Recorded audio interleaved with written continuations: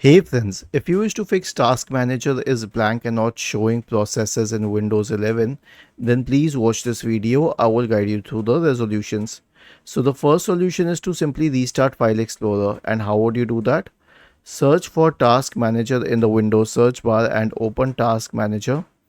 Now wait for this list to load and you will find the Windows Explorer process here. Right click on it and select restart, or if you don't find it here, you can search for it in the background processes. The next solution is NSFC scan.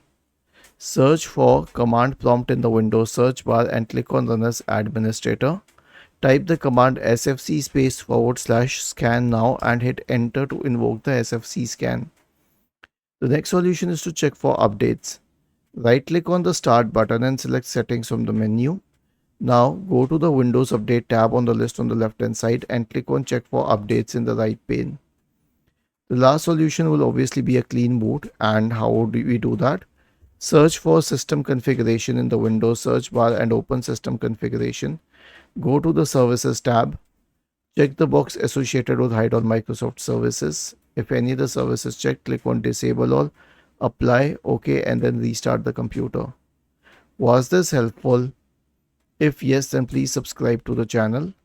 If not, then let us know in the comment section of the video on how we could help you further. Thank you for watching this video and have a nice day.